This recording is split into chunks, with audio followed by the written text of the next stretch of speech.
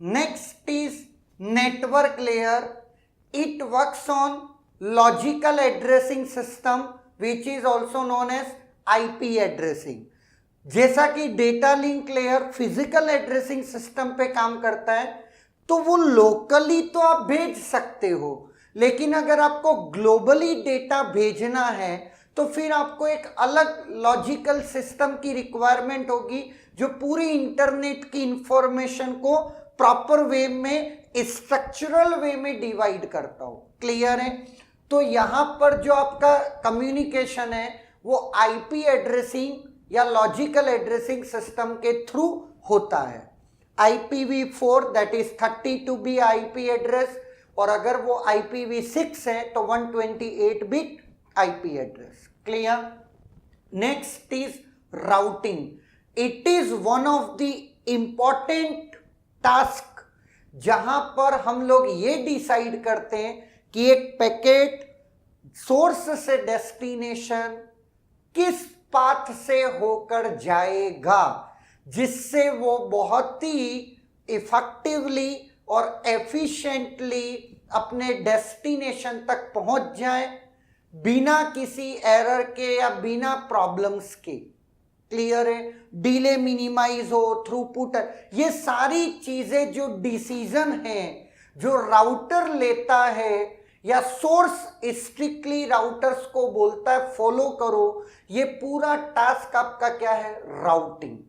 Clear है? इसी वजह से network layer one of the complex layer है। Clear? Next is feedback messaging.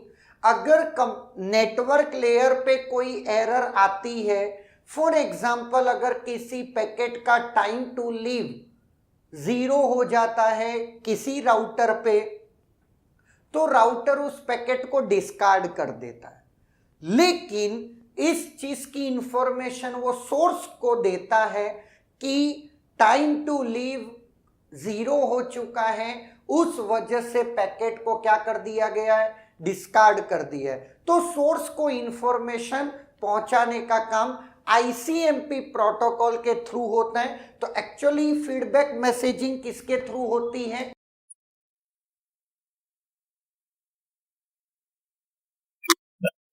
Message protocol. Now अगर कोई डेस्टिनेशन अनरीचेबल है या बहुत सारे डिफरेंट वेज हैं जिसकी वजह से हमको फीडबैक मैसेजिंग करनी होती है, वो ICMP की डिटेल में पूरा अपन पढ़ते हैं। Now transport layer. अगर मैं डेटा लिंक लेयर की बात करूं तो data link layer node to node delivery के लिए रेस्पॉन्सिबल है, उसी तरीके से transport layer end to end delivery के लिए रेस्पॉन्सिबल है। नाउ सबसे पहला काम सेगमेंटेशन एंड रीअसेंबलिंग। जो भी एप्लीकेशन लेयर से डेटा आएगा उसको सेगमेंट्स में डिवाइड करके नेटवर्क लेयर को ट्रांसमिट करेगा और रिसीवर एंड पर वो सारे सेगमेंट रीअसेंबल हो जाएंगे। क्लियर है? Next is it works on service point addressing system. Service point addressing system is nothing but A port number. यहां पर जो भी कम्युनिकेशन होगा वो पोर्ट नंबर के थ्रू होगा। 16 बिट पोर्ट नंबर होता है। लाइक अगर मैं बात करूं HTTP की, it is port number 80, FTP 2021, SMTP 25। ये कुछ पोर्ट नंबर्स हैं स्टैंडर्ड प्रोटोकॉल्स के। तो जो भी कम्युनिकेशन होगा ट्रांसपोर्ट लेयर के पे वो किस से होगा? सर्विस पॉइंट एड्रेसिंग से होगा। नेक्स्ट अब आता है आपका connection control. There are two types of mechanism. One is connection oriented and one is connectionless. Connection oriented में सेंडर से रिसीवर अगर डेटा जाना है तो सबसे पहले कनेक्शन एस्टेब्लिश होगा, फिर कनेक्शन एस्टेब्लिश होने के बाद फिर डेटा ट्रांसफर होगा in the case of connection oriented. लेकिन कनेक्शन लेस में हम डेटा को भेज देते हैं। जैसे TCP कनेक्शन लेस ओरिएंटेड है, जबकि यूडीपी कनेक्शन लेस है। Now next is flow control and error control. जैसा कि हमने खुद पढ़ा, डेटा लिंक लेयर में भी ये दोनों फंक्शनैलिटीज हैं, बट वो इंश्योर करते हैं नोड टू नोड के बीच में फ्लो एंड एरर कंट्रोल, जबकि एंड टू एंड के लिए हमको ये दोनों सर्विसेज या दोनों फंक्शनैलिटी मुझे कहां भी ट्रांसपोर्ट लेयर पर भी मुझे चाहिए होंगी। इसको अपन एक एग्जांपल से समझते हैं, जिससे आपको बहुत ज्यादा आइडिया या आपका कॉन्सेप्ट क्लियर हो जाएगा। There are source and destination, in between there are two routers R1 and R2। Obvious है दोनों वर्क स्टेशन के पास ऑल लेयर्स हैं, जबकि राउटर्स के पास नेटवर्क ओरिएंटेड ग्रुप की लेयर्स, फिजिकल डेटा लिंक और नेटवर्क लेयर। नाउ अब जो भी आपका मैसेज है वो मैसेज ट्रांसपोर्ट लेयर के पास आएगा। अगर वो मैसेज बड़ा है तो ऑब्वियस है वो उसको सेगमेंट्स में ब्रेक कर देगा। सेगमेंट्स में हर सेगमेंट के साथ आपका हेडर अटैच होगा ट्रांसपोर्ट लेयर का, और फिर वो कहां चला जाएगा, नेटवर्क लेयर के पास।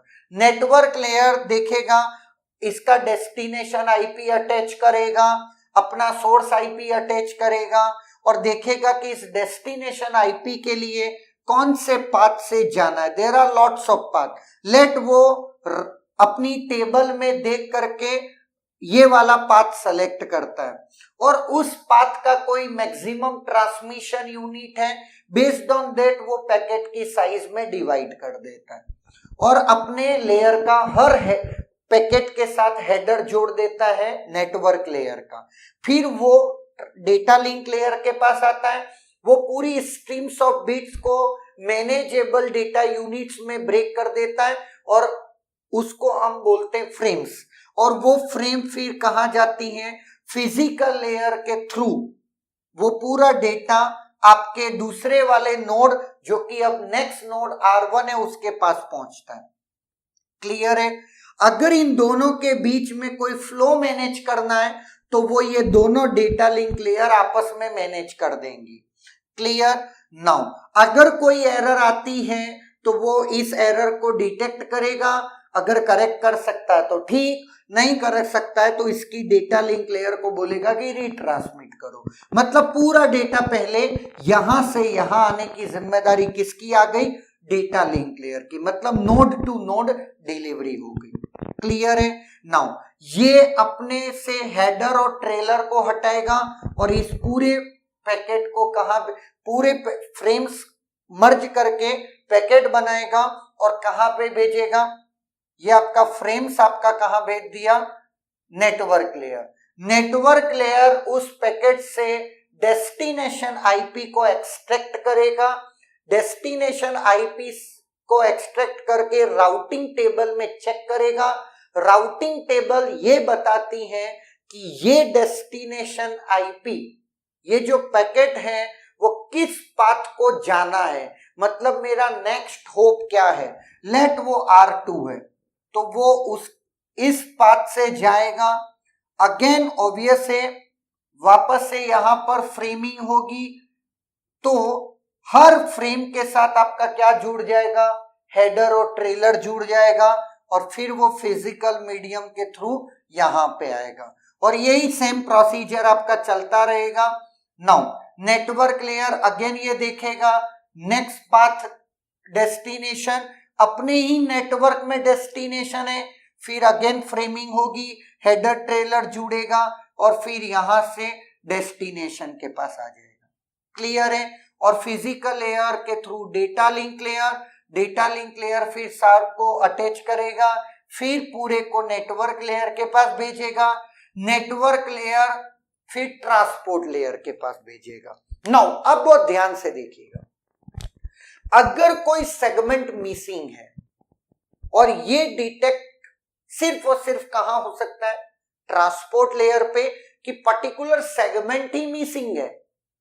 अब इस बात की एरर की जानकारी ट्रांसपोर्ट लेयर इंटरमीडिएट राउटर्स को बता करके क्या करे, कोई मीनिंग नहीं है। तो ये सोर्स की ट्रांसपोर्ट लेयर को बताने के लिए रेस्पॉन्सिबल है, क्योंकि वही तो प्रॉब्लम को सॉल्व करेगा। तो ये वाली जो एरर रिजोल्यूशन है वो सोर्स की ट्रांसपोर्ट लेयर रिजोल्व करेगी। तो सोर्स की जो ट्रांसपोर्ट लेयर है वो end to end error control हुआ ना, ये ऑब्वियसली ये पैकेट राउटर्स के थ्रू ही आएगा, ये है तो नेगेटिव एक्नॉलेजमेंट ना, आएगा राउटर्स के थ्रू, लेकिन किसको, सोर्स की ट्रांसपोर्ट लेयर को। क्लियर है। या फिर ऐसा भी हो सकता है कि आईपी करप्ट हो जाए और गलत डेस्टिनेशन को पहुंच जाए। जब वो चेकसम से एरर को डिटेक्ट करेगा कि यार ये तो मेरा पैकेट है ही नहीं, मैं डेस्टिनेशन ही नहीं हूं, ऐसे सच केसेस में भी वो एरर किसको डिटेक्ट शो बताएगा, सोर्स की ट्रांसपोर्ट लेयर को। क्लियर है। ये तो हो गया, आपको अब समझ में आ गई कि एरर कंट्रोल मैकेनिज्म मुझको कहां लगेगा, ट्रांसपोर्ट लेयर पे भी लगेगा ना। एक और चीज, फ्लो कंट्रोल। चूंकि flow control data link layer पे है, आपको क्या जरूरत है ट्रांसपोर्ट लेयर पे, आपके दिमाग में सवाल खड़ा हो रहा होगा, लेकिन मैं आपको क्लियर कर देता हूं। मेरा सोर्स कैपेबल है बहुत तेजी से डेटा को सेंड करने को, केबल फास्टेस्ट केबल हमने इंप्लीमेंट कर रखी है, सब डेटा को धड़ाधड़ वे में ट्रांसमिट कर रही है, सारे राउटर एक से एक कॉन्फ़िगरेशन के रख रखे, बिना डीले राउटर अपने पूरी चीजों को प्रोसेस करके पैकेट्स को आगे भेज दे रहे हैं। ऐसे सच केसेस में यहां से डेटा यहां तक तो बहुत तेज आ गया, लेकिन डेस्टिनेशन का सिस्टम थोड़ा स्लो है, वो उस पूरे की उसकी ट्रांसपोर्ट लेयर उतने सेगमेंट्स को एक साथ प्रोसेस नहीं कर पा रहा है, उस चक्कर में बहुत कुछ लॉस हो रहा है। ये चाहता है कि फ्लो क्या हो, थोड़ी फ्लो की स्पीड स्लो डाउन हो। अब ये बात राउटर्स को बता के क्या करेगा, ये राउटर बोलेगा मेरे को क्यों बता रहे हो भाई, ये मैंने नहीं भेजा, तुम अपने सोर्स को बोलो कि उसकी ट्रांसपोर्ट लेयर धीरे धीरे सेगमेंट्स को क्या करे, भेजे। तो यहां की ट्रांसपोर्ट लेयर सोर्स की ट्रांसपोर्ट लेयर को फ्लो को कंट्रोल करने के लिए बोलेगी। तो ये जो मैकेनिज्म है flow control at end to end. तो यहां पर आपको एक बात समझ में आ गई होगी कि एरर कंट्रोल और फ्लो कंट्रोल मेरे को नोड टू नोड तो चाहिए ही चाहिए, पर एंड टू एंड भी चाहिए सर्टेन प्रॉब्लम्स को हैंडल करने के लिए। क्लियर है। यहां पर एक अच्छा क्वेश्चन डिजाइन होता है जो गेट का ही है।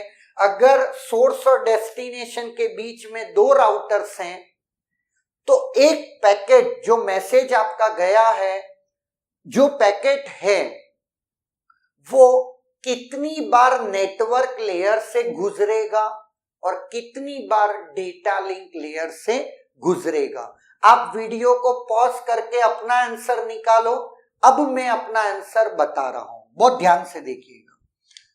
वो पैकेट यहां आया, नेटवर्क लेयर के बाद इस नेटवर्क लेयर पे आया, यहां पर हेडर ट्रेलर हटता नहीं है, सिर्फ और सिर्फ डेस्टिनेशन आईपी एक्सट्रैक्ट करने के बाद हम उसको नेक्स्ट रूट पे भेज देते हैं।